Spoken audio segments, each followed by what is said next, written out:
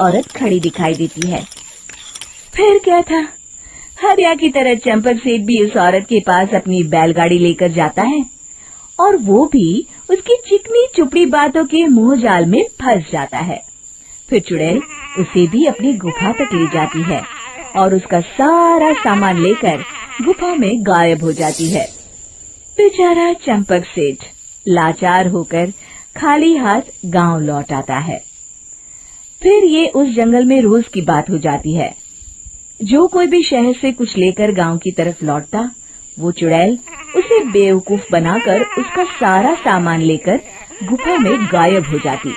एक दिन हरिया एक लकड़हारे को उसी जंगल की तरफ जाते हुए देखता है।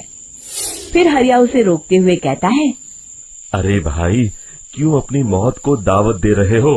मेरी बात मानो, आगे जंगल में मत जाओ, वहाँ एक बड़ी भयानक चुड़ैल रहती है।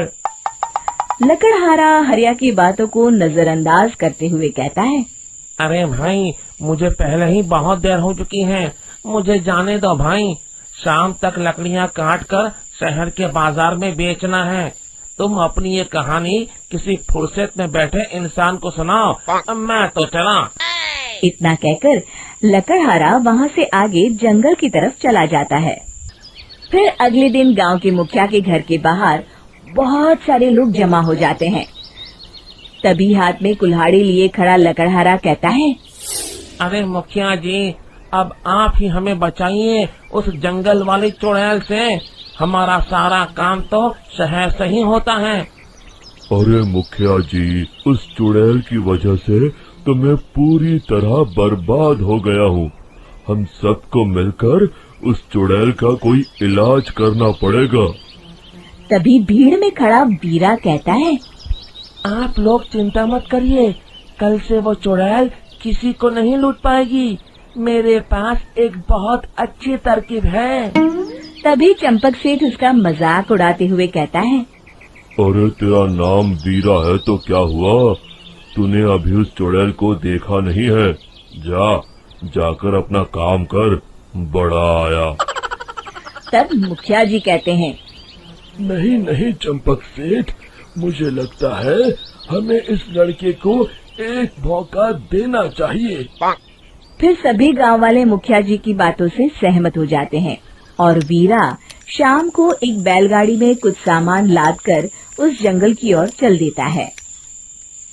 वीरा, ओ वीरा, कहाँ जा रहा है? तभी वीरा मुड़ के देखता है, वही चुड़ैल एक औरत के रूप में खड़ी है। अरे बहन जी, मैं आपको ही ढूंढ रहा था। देखिए, मैं आपके लिए क्या लाया हूँ। अरे वाह, तो खुद मेरे लिए इतना सामान लाया है। तू ही अकेला गांव में समझदार है। जरा देखो, मैं भी खोल के, बड़े भूख लगी है।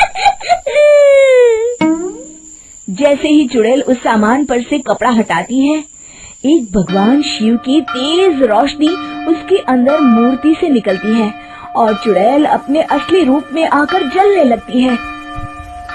अरे मैं जल रही हूँ, बचाओ! बचाओ! ओम नमः शिवाय, मर गई मैं! देखते ही देखते वो चुड़ैल राख के साथ उड़ जाती है और सभी गांव वाले भी वहां जाते हैं। शिक्षा बुराई पे सदा अच्छाई की ही जीत होती है।